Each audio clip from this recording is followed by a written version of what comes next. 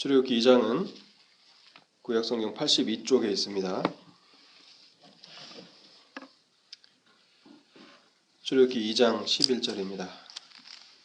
모세가 장성한 후에 한 번은 자기 형제들에게 나가서 그 고욕함을 보더니 어떤 애굽 사람이 어떤 히브리 사람 곧 자기 형제를 치는 것을 본지라.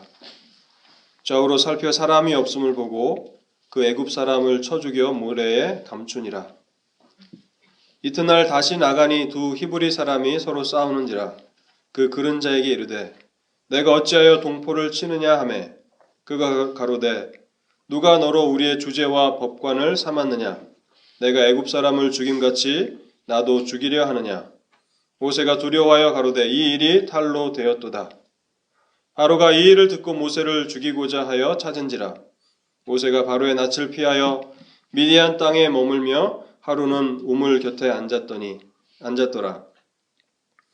미디안 제사장에게 7딸이 있더니 그들이 와서 물을 길어 구유에 채우고 그 아비의 양 무리에게 먹이려 하는데 목자들이 와서 그들을 쫓는지라. 모세가 일어나 그들을 도와 그 양 무리에게 먹이니라. 그들이 그 아비 루엘에게 이를 때에 아비가 가로되 너희가 오늘은 어찌하여 이같이 속히 돌아오느냐.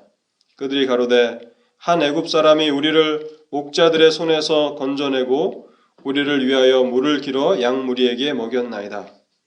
아비가 딸들에게 이르되 그 사람이 어디 있느냐. 너희가 어찌하여 그 사람을 버리고 왔느냐. 그를 청하여 음식으로 대접하라 하였더라.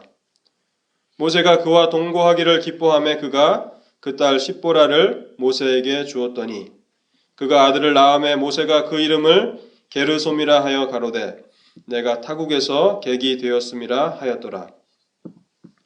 여러 해 후에 애굽 왕은 죽었고 이스라엘 자손은 고욕으로 인하여 탄식하며 부르짖으니 그 고욕으로 인하여 부르짖는 소리가 하나님께 상달한지라. 하나님이 그 고통 소리를 들으시고 아브라함과 이삭과 야곱에게 세운 그 언약을 기억하사 이스라엘 자손을 권념하셨더라. 아멘. 설교를 위해서 잠시 기도하겠습니다. 하나님 아버지, 이 시간에도 주님의 말씀을 저에게 들려주시옵소서.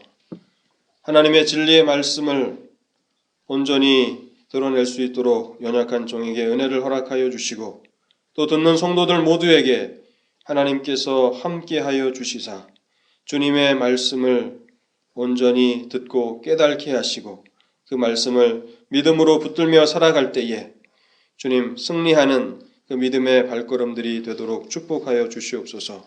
우리 주 예수 그리스도의 이름으로 기도하옵나이다. 아멘.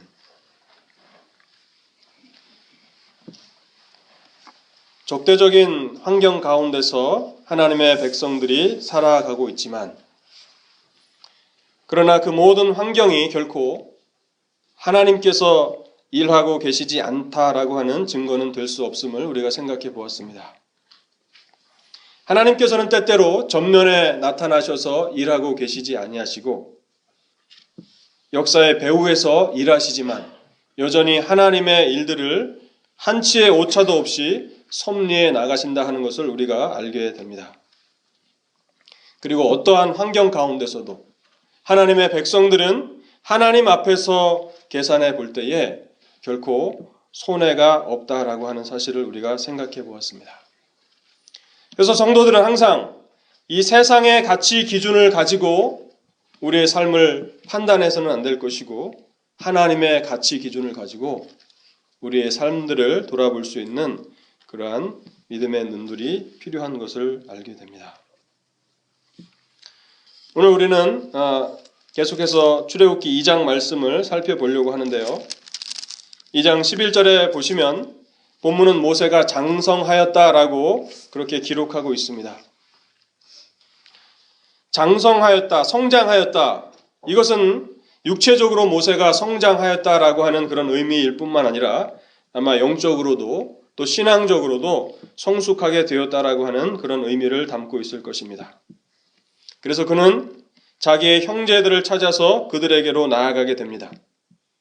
모세는 이미 자신이 누구인지, 자신이 어디에 속한 그런 존재인지, 자신의 뿌리가 어디인지에 대해서 분명하게 깨달을 수 있었고, 그리고 이제 무엇을 위해서 살아가야 하는지, 인생의 목적에 대해서도 분명한 해답을 찾았다고 보여집니다.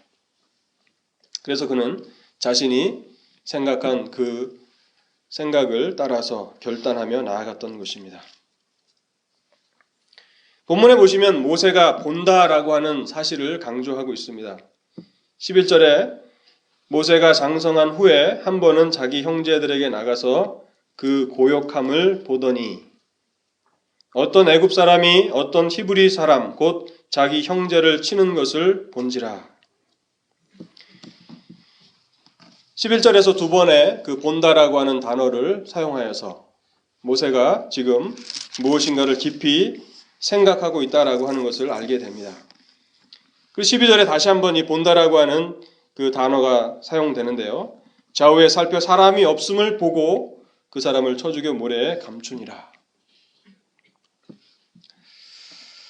그래서 이 본다라고 하는 이 단어를 통해서 모세가 지금 어떠한 생각을 하고 있는지를 암시해 주는 것 같습니다. 창세기 50장 24절에 보시면 요셉이 이제 죽을 때에 유언으로 남긴 말씀이 있는데요. 그 내용은 이렇습니다. 요셉이 그 형제에게 이르되 나는 죽으나 하나님이 너희를 권고하시고 너희를 이 땅에서 인도하여 내사 아브라함과 이삭과 야곱에게 맹세하신 땅에 이르게 하시리라.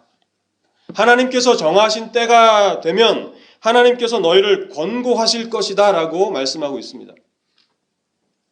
근데 여기 권고하다라고 하는 그 히브리 단어를 그 뜻을 찾아보면 그것은 영어로는 visit, 방문하다, 찾아오다라고 하는 그런 뜻이 됩니다. 그런데 11절에 보면 동사의 그 사용이 바로 창세기 50장 24절의 그 약속을 암시하는 듯한, 그래서 모세는 그 동족을 찾아가지 않습니까?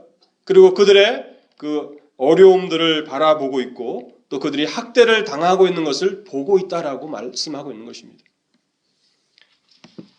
그래서 우리는 모세가 지금 이 약속을, 하나님의 이 구원의 약속을 그가 기억하며 이제 자신의 그 삶을 하나님의 구원을 위해서 드리고자 그렇게 결단하였다라고 충분히 생각할 수 있습니다.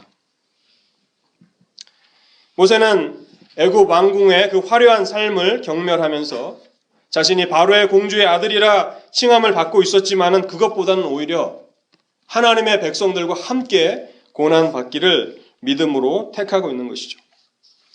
히브리서 11장 23절에서 26절에서 이 모세의 믿음을 이렇게 정의하고 있습니다. 모세는 믿음으로 장성하여 바로의 공주의 아들이라 칭함을 거절하고 도리어 하나님의 백성과 함께 고난 받기를 잠시 죄악의 낙을 누리는 것보다 더 좋아하고 그리스도를 위하여 받는 능력을 애굽의 모든 보화보다 더 큰 재물로 여겼으니 이는 상 주심을 바라봄이라. 모세는 충분히 그렇게 결정할 만한 나이가 된 것이죠. 육체적으로도 이제 40세의 나이면 충분하게 자신이 생각하는 것들을 판단할 수 있는 그런 나이죠. 그뿐만 아니라 영적으로, 신앙적으로도 그는 성숙하여서 이제 이 세상의 가치와 이 하나님의 약속을 충분히 그가 판단할 수 있고 비교할 수 있는 그런 나이가 되었다라고 생각할 수 있고요. 그런 때에 그는 자신의 삶을 이제 믿음으로 하나님 앞에 드리며 야곱이 죽으면서 모든 이스라엘 백성들에게 남겼던 그 유언과 같은 말씀, 하나님께서 너희를 권고하실 것이고 그래서 너희를 반드시 이 땅에서 이끌어서 약속하신 그 땅으로 인도하여 나아가실 것이다 라고 하는 그 약속을 이제 자신이 동참하리라 그렇게 결단했다고 볼 수가 있는 것입니다. 여러분, 이것은 모든 그 믿음 가운데서 나타나는 그런 특징입니다. 하나님께서는 우리에게 어떠한 것을 강요하지는 않으십니다. 우리로 하여금 억지로 하나님의 일들을 감당하게 하지 않으십니다. 우리로 하여금 하나님의 그 영광과 그 약속의 그 풍성함들을 알게 하시고 그래서 우리로 하여금 선택하게 하시는 것이죠. 그래서 믿음은 어떤 측면에서 보면 선택하는 것입니다. 우리가 세상을 붙들 것인가 하나님의 약속을 붙들 것인가. 모세는 여기에 있어서 훌륭한 그런 모범을 보이고 있다라고 생각이 됩니다. 그러나 이것은 반드시 모세에게만 나타나는 특징은 아니고요. 제가 히브리서 11장을 묵상할 때에 빌립보서 3장에서 사도 바울이 했던 그 말씀을 상기할 수가 있었습니다. 빌립보서 3장 7절에서 그러나 무엇이든지 내게 유익하던 것을 내가 그리스도를 위하여 다 해로 여길 뿐더러 또한 모든 것을 해로 여김은 내 주 그리스도 예수를 아는 지식이 가장 고상함을 인함이라. 내가 그를 위하여 모든 것을 잃어버리고 배설물로 여김은 그리스도를 얻고 그 안에서 발견되려 함이라. 사도 바울도 바로 그와 같은 위치에 있었던 것이죠. 세상적으로 또 명예를 얻고자 했다면, 그가 부귀와 명예를 따라가고자 했다면 충분히 그럴 만한 위치에 있었던 사람이지만, 그러나 그리스도를 위해서 그는 그 모든 것들을 배설물처럼 여겼다. 경멸하였다. 멸시하였다는 것이죠. 모세가 바로 왕궁의 그 화려함과 그 평안한 삶들을 그가 잘 알고 있었지만, 그러나 그는 믿음으로 하나님의 백성들과 함께 고난받기를 스스로 택하였다 하는 것입니다. 그래서 우리는 이 장을 통해서 모세의 믿음에 대해서 보게 됩니다. 그러나 성경은 이 모세의 믿음 다음으로 이제 그 모세의 실패에 대해서 말씀하고 있는데요. 모세는 자신의 힘과 지혜로 이스라엘 백성들을 구원해낼 수 있을 것이라고 생각했던 것 같습니다. 그래서 이제 히브리 사람 두 사람이 싸우는 그것을 중재하러 나아가죠. 그래서 그른 자에게 왜 네가 이와 같이 하느냐라고 그를 책망할 때에 모세는 예기치 못한 난관에 부딪히게 됩니다. 전혀 예상치 못한 결과를 맞닥뜨리게 되죠. 누가 너를 우리의 주제와 법관으로 세웠느냐? 지금 모세는 믿음으로 자기가 하나님의 일들을 감당하고자 결단하고 그렇게 하나님의 백성들과 함께 고난받기를 택하였는데 바로 그 이후에 모세는 어려움을 만나고 있다는 것입니다. 이스라엘 백성들은 모세의 선한 의도를 전혀 간파하지 못하고 있고 그를 자신들의 지도자로 인정하고 있지 못하고 있습니다.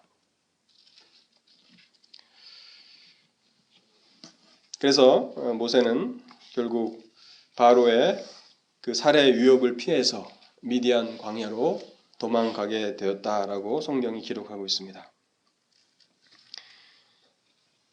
이 15절에 보시면 바로가 이 일을 듣고 모세를 죽이고자 하여 찾았다. 참 이 구절을 이해하는 것이 쉽지는 않습니다. 모세가 애굽의 한 사람을 죽였다고 해서 바로가 그 자기 공주의 아들인 모세를 죽이고자 했다. 그래서 이제 이 부분을 그 연구하는 성경학자들이 여러 가지 그 이론을 제시하는데 여기에 나오는 이 공주는 그 투트모스 1세의 그 무남 동료 딸이다라고 이렇게 설명을 합니다. 그런데 이제 그 아버지 투트모스 1세가 죽고 투트모스 2세와 결혼을 하게 됩니다. 그래서 여기에 나오는 그 바로 15절의 바로는 투트모스 2세가 아닐까라고 생각을 합니다. 그런데 이 투트모스 2세와 그 바로의 공주 사이에는 자식이 없었습니다. 그리고 모세를 이제 입양한 것이죠. 그런데 이 남편 투트모스 2세가 다른 그 부인과 다른 부인과의 사이에서 아들을 낳게 되었다 해서 이 권력 암투가 벌어져서 그래서 모세를 제거하지 않으면 이제 투트모스 2세 그 바로가 자기 아들에게 왕권을 물려주는 것이 어렵게 되니까 사실 자그마한 일이죠. 애굽 사람 하나를 그 당시에 죽인 것은 작은 일이라고 할 수 있지만 그것을 빌미로 이제 모세를 왕궁에서 내치려고 하지 않았는가 이렇게 설명하는 그런 설명들을 읽어본 적이 있습니다. 우리는 자세한 정황들은 알 수가 없습니다. 그러나 분명한 것은 이제 모세가 미디안으로 도망가지 않으면 안 되는 극한 상황을 맞이하게 되었다 하는 것입니다. 여러분 이때의 모세는 얼마나 그 낙담이 되었겠습니까? 얼마나 실망이 되었겠습니까? 이제 자신이 하나님의 일을 해보려고 하나님 앞에서 자신이 믿음으로 결단하고 그렇게 일을 진행해 나갔는데 전혀 예상치 못한 난관과 어려움에 부딪혀서 그는 지금 어찌할 바를 알지 못합니다. 근데 여기 출애굽기 2장을 이렇게 읽어 나가 보면은 매우 익숙한 그러한 그 장면이 연상이 됩니다. 지금 미디안 광야로 도피해서 우물가 옆에 모세가 앉아 있죠. 여러분의 마음에 그 연상되는 그런 장면들이 없으십니까? 창세기에 보시면 야곱이 형 에서의 살해 위협을 느끼고 삼촌 집으로 피하지 않습니까? 그때에 야곱이 도망가면서 삼촌 집 가까이 바단 아람 근처의 우물에 앉아 있게 되죠. 그리고 우물에서 누굴 만나죠? 자기의 아내가 될 라헬을 만나지 않습니까? 그죠? 그런데 지금 이곳에서 모세가 동일하게 우물가에 앉아 있고 그리고 미래의 아내가 될 십보라를 만나게 된다 하는 것입니다. 여러분, 근데 야곱의 삶 가운데서 그 모든 그 도피 생활, 그것이 야곱에게 있어서 하나님의 연단이지 않았습니까? 그가 원해서 그렇게 된 것은 아니지만 그는 하나님의 연단을 받게 되었고, 그래서 아버지 집을 떠날 때의 야곱과 다시 아버지 집으로 돌아올 때의 야곱은 많은 변화가 있죠. 그래서 우리는 이 본문을 통해서 하나님께서 지금 모세를 연단하고 계시다 하는 그런 암시들을 받게 됩니다.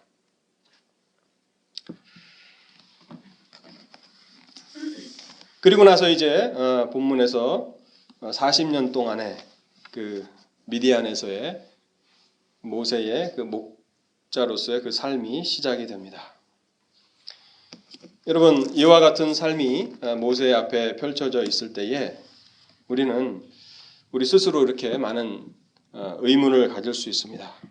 왜 믿음으로 결단하고 하나님의 일을 하고자 하는 모세에게 이와 같은 시련이 찾아오는 것인가? 그리고 모세에게 있어서 전혀 예상치 못한 사건으로 인해서 맞닥뜨리게 되는 그 광야에서 양을 치는 이 40년은 어떤 의미가 있는 것인가? 우리는 그와 같은 생각들을 계속 하게 됩니다. 여기에 대해서 우리는 하나님께서 그를 연단하고 계시는 것이다 라고 하는 결론을 내게 된다는 것입니다. 결코 이 모세의 삶에 있어서 이 40년은 낭비되거나 허비되는 그 삶이 아닙니다. 이것은 하나님께서 하나님의 종을 훈련시키시는 그 기간들이고 하나님의 영광을 위해서 쓰시기 위해서 그를 단련하고 계셨던 그 훈련의 40년의 기간이라는 것을 우리가 생각하게 됩니다. 성경의 많은 부분에서 하나님께서 하나님의 백성들을 연단하신다라고 말씀하고 있습니다. 잠언 17장 3절에 도가니는 은을 불무는 금을 연단하거니와 여호와는 마음을 연단하시느니라. 예레미야 9장 7절에 만군의 여호와께서 이같이 말씀하시되 보라 내가 내 딸 백성을 어떻게 처치할꼬 그들을 녹이고 연단하리라. 말라기 3장 3절에 그가 은을 연단하여 깨끗게 하는 자같이 앉아서 레위 자손을 깨끗게 하되 금, 은같이 그들을 연단하리니 그들이 의로운 재물을 나 여호와께 드릴 것이라.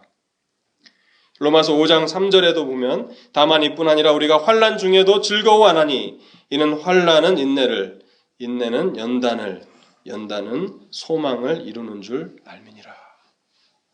여러분, 우리가 분명히 알아야 되는 것은 지난주에 우리가 살펴보았던 적대적이고 불리한 것 같은 그 상황도 하나님의 백성들에게 결코 손해가 아니다라고 하는 사실들을 우리가 생각하지 않았습니까?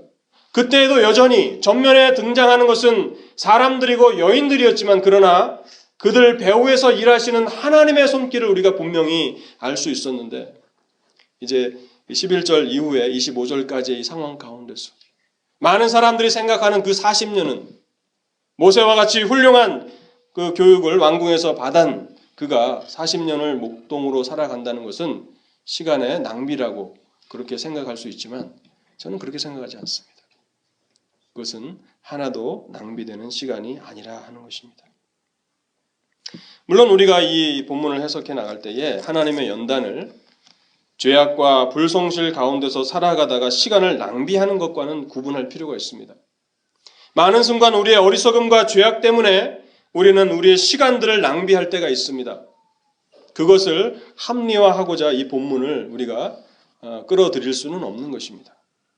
그것은 분명하게 구별이 돼야 합니다. 그러나 하나님의 백성이 하나님의 일들을 해나가려고 할 때에 하나님께서는 그들을 연단하시고 그들을 훈련하신다는 것입니다. 하나님의 그 영광을 위해서 쓰시고자 하나님께서 그들을 다루어 나가시는 것입니다. 그래서 하나님의 쓰시는 사람들의 삶에는 많은 난관들과 어려움들이 있는 것입니다. 그래서 그것들을 헤쳐나갈 때에 하나님께서 원하시는 그 모습으로 빚어 나가는 것이죠. 모세가 믿음으로 결단하였지만 그러나 그는 하나님의 인도하심을 인내 가운데서 기다리는 법을 배워야 했습니다. 그리고 하나님의 능력만을 의존하고 하나님의 능력만을 그가 붙들 수 있는 그와 같은 그 믿음이 필요했다는 것이죠.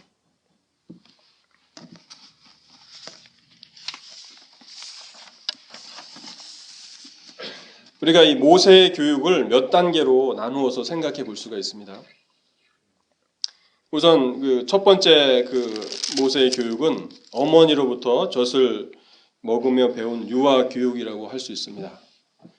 이때를 대략 4세에서 5세까지로 우리가 생각할 수 있는데 이 과정 가운데 모세는 어머니로부터 자신의 그 히브리인의 정체성에 대한 분명한 교육을 받을 수 있었을 것입니다. 그리고 두 번째는 그가 바로의 왕궁에서 받은 그 고급 엘리트 교육이죠.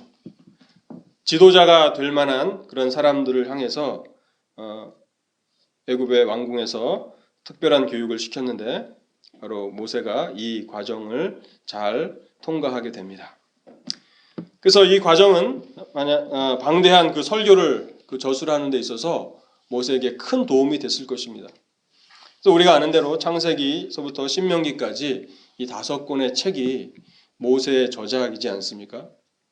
이와 같은 방대한 저술을 할 수 있는 그 능력들을, 지적인 그 훈련들을 모세는 잘 받았던 것으로 생각이 됩니다. 그리고 마지막 이 3번째는 모세를 연단하시는 하나님의 그 교육인데요. 그래서 겸손함을 배우고 그리고 하나님의 그 인도하심을 기다릴 줄 아는, 그때가 언제인지는 알지 못하지만 하나님께서 가라고 말씀하실 때까지 기다리고 하나님께서 서라고 말씀하실 때에 즉각적으로 설 수 있는 그와 같은 그 훈련, 그리고 인간의 그 능력이 아닌 온전히 하나님의 능력으로만 하나님의 구원이 이루어진다라고 하는 그 사실을 철저하게 붙들 수 있는 그와 같은 그 진리들은 하나님께서 이 광야의 40년을 통해서 그렇게 가르치시는 것이죠. 그래서 이제 3장에 보시면 하나님께서 모세를 부르시는데요. 모세는 자신이 이스라엘 백성들을 구원할 하는 그 일에 얼마나 부적합한 사람인 것을 철저하게 알죠. 계속해서 나는 그 일을 할 수 없다라고 말하고 있는 것입니다. 여러분, 40세 때의 모세는 내가 나의 지혜로 나의 능력으로 히브리 사람들, 고통받고 있고 어려움 가운데 있는 나의 동족 이 이스라엘 백성들을 구원할 수 있을 것이라고 하는 그런 마음을 가지고 있었죠. 그러나 40년이 지난 이후에 나의 능력으로 할 수 있는 것은 아무것도 없다. 하나님의 능력. 그래서 하나님께서 그에게 들려주신 그 지팡이, 하나님께서 주신 그 지팡이를 들고 모세가 이스라엘 백성들을 인도하지 않습니까? 그래서 불평하고 하나님을 향하여서 원망하고 있는 그때에도 모세는 잠잠하죠. 그리고 그들의 모든 그 불평들을 다 참아냅니다. 여러분, 이것이 왕궁 40년에서 배울 수 있는 것이겠습니까? 40년의 연단이 있었기 때문에 모세는 약 200만 가까이로 추정되는 이스라엘 백성들을 광야에서 40년 동안 이끌 수 있었습니다. 40년 동안 양무리를 쳤던 그 모세가 40년 동안 하나님의 양무리를 치게 된다는 것이죠. 그래서 가장 실제적인 그 훈련들을 모세가 받게 되었다라고 그렇게 우리가 생각할 수 있습니다. 23절에서 이제 25절까지 보시면 이 기간이 어떠한 기간이었는가 하는 것을 우리가 더 분명하게 알 수 있는데요. 여기 보면 5번에 걸쳐서 하나님이라고 하는 단어가 등장합니다. 23절, 4절, 5절에 하나님이라고 하는 단어가 5번이나 등장하는데 24절과 25절에 보시면 이제 4번의 동사가 4개의 동사가 이곳에서 사용이 됩니다. 그러니까 하나님께서 주어로 있는 그 4개의 동사가 사용이 되는데 24절에 보시면 그 고통 소리를 들으셨다. 그리고 우리 신명기 6장에 보면 쉐마라고 되어 있죠. 들으라 이스라엘이여 같은 그 동일한 단어 쉐마라고 하는 이 들으라라고 하는 단어가 이곳에서 사용되고 있고요. 그리고 두 번째는 언약을 기억하셨다라고 말씀하고 있죠. 그리고 25절에 보면 한국 개역 성경에는 권념하셨다라고 되어 있는데 히브리 원문에 보시면 두 단어가 쓰여 있습니다. 보다라고 하는 단어와 알다라고 하는 이 단어가 쓰여 있습니다. 그래서 하나님께서 들으셨다, 하나님께서 기억하셨다, 하나님께서 보셨다, 하나님께서 아셨다라고 하는 것입니다. 이 40년의 기간은 아무런 목적도 없이 잃어버린 시간과 같은 낭비되고 허비되고 실패되는 그러한 시간들이 아니라 하나님께서 다 보시고 또 들으시고 아시고 기억하시는 그 시간들이었다는 것입니다. 여러분 애굽에서 또 미디안 광야에서 모든 상황은 매우 적대적이고 또 불리하고 또 외롭고 쓸쓸하고 버려진 것과 같은 상황이고 무의미하고 시간 낭비처럼 여겨지는 그러한 상황이지 않습니까? 그러나 하나님께서 그 24절과 25절에 사용되었던 이 4개의 단어를 통해서 말씀하시고자 하시는 것은 하나님께서 들으셨고 또한 기억하셨고 또 보시고 아셨다. 속속들이 아셨다. 깊숙이 아셨다 하는 것입니다. 여러분 우리가 고난 가운데 있을 때 사실 아셨다라고 하는 그 단어 하나만으로 충분하지 않습니까? 내가 너의 고난을 안다. 근데 지금 4 단어를 통해서 하나님께서 말씀하시는 것입니다. 하나님께서는 하나님의 백성들의 미래와 운명에 대해서 깊은 관심을 가지고 계십니다.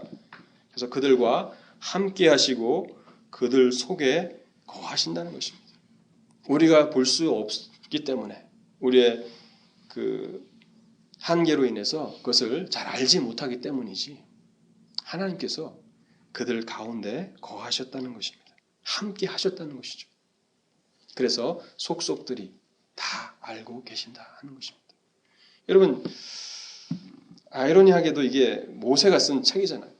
자신의 40년을 회고하면서 내린 결론이에요. 나의 그 40년은 낭비가 아닙니다. 하나님께서 들으셨고 하나님께서 그 약속을 기억하셨고 하나님께서 보셨고 하나님께서 아셨다는 거예요. 여러분 근데 제가 아까 그 우물 이야기를 말씀드리면서 야곱을 제가 이 본문을 읽어 나갈 때에 떠올릴 수 있다라고 말씀을 드렸죠. 아마 대부분 많은 분들이 야곱의 그 장면과 이게 오버랩 된다 하는 것을 아실 거예요. 근데 야곱이 이제 베델에서 창세기 28장에서 베델에서 그 하나님을 만나지 않습니까? 하나님께서 무슨 약속을 주시죠? 창세기 28장 15절에 보면 이런 말씀을 하십니다. 내가 너와 함께 있어 함께 있다라는 말씀을 여러분 잘 새겨 들으십시오. 내가 너와 함께 있어 내가 어디로 가든지 너를 지키며 너를 이끌어 이 땅으로 돌아오게 할지라. 내가 내게 허락한 것을 다 이루기까지 너를 떠나지 아니하리라. 야곱에게 약속하신 그 하나님은 바로 모세에게 이제 사명을 주실 그 하나님이시죠. 그래서 하나님께서 함께 하셨다는 거예요. 떠나지 않으셨다는 것입니다. 그 훈련 기간 동안에 모세와 함께 하셨고 또 그곳에서 하나님께서 같이 거하셨다라고 이 본문은 말씀하고 있는 것입니다. 본문의 결론의 말씀을 드리고자 합니다. 2장의 말씀을 보면 하나님이 잘 보이지 않습니다. 피상적으로 관찰하면. 하나님의 백성들은 핍박 가운데 있고 적대적인 환경 가운데서 살아가고 있습니다. 하나님의 약속은 다 어떻게 된 것인가? 여러분, 놀라운 것이요. 23절과 또 24절에 보시면은 이스라엘 백성들이 이제 고역 가운데서 탄식하고 부르짖지 않습니까? 하나님께 상달됩니다. 근데 하나님께서 그 고통 소리를 들으시고 아브라함과 이삭과 야곱에게 세운 그 언약을 기억하셨다라고 말씀하세요. 들으시고 그들에게 응답하셨다라고 하지 않고 약속을 기억하셨다라고 말씀하고 있어요. 그것은 신학적인 의미가 포함되어 있는 것입니다. 단순히 이스라엘 백성들의 그 부르짖음 때문에 하나님께서 일하시는 것이 아니에요. 물론 하나님의 백성들이 하나님을 향하여서 부르짖고 간구하면 하나님께서 그 음성을 들으십니다. 그러나 그것보다도 더 하나님으로 하여금 하나님의 구원 사역을 위해서 중단 없이 일하게 하시는 것은 하나님의 언약이라는 거예요. 나는 나의 그 언약에 얼마나 신실한지, 그 언약의 그 신실함 가운데서 내가 지금 여전히 일하고 있다는 거예요. 너희들이 그렇게 부르짖기 이전에 나는 너의 손자들에게 한 그 약속을 기억하고 나는 여전히 일하고 있노라 말씀하고 있는 것입니다. 사랑하는 여러분, 여러분의 삶 가운데 여러 가지 이해되지 않고 잘 해석되지 않는 그런 부분들이 있으십니까? 오늘 이 말씀을 곰곰이 생각해 보시기 바랍니다. 하나님께서 모세에게 모세 네가 어떻게 하든지 40년 동안 광야에서 헤매면서 해답을 찾거라 그렇게 말씀하시지 않습니다. 하나님께서 그 속에 그와 함께 하셨어요. 그리고 속속들이 그 모든 것들을 다 알고 계셨어요. 우리의 삶에도 마찬가지라는 것입니다. 그래서 하나님께서 우리 한 사람 한 사람을 하나님의 형상으로 빚어가시는데, 그래서 우리가 어떠한 환경을 만날지라도 이 진리, 하나님께서 함께 하시고 하나님께서 우리를 향하여서 이루시고자 하시는 그 뜻을 완성하시기까지 결코 떠나지 아니하리라 하신 이 약속이 우리의 삶 가운데 여전히 유효하며, 하나님은 이 약속을 기억하시며 오늘도 원대한 구원을 위해서 일하고 계시는 언약에 신실하신 하나님이심을 우리가 기억해야 될 것입니다. 같이 기도하시겠습니다.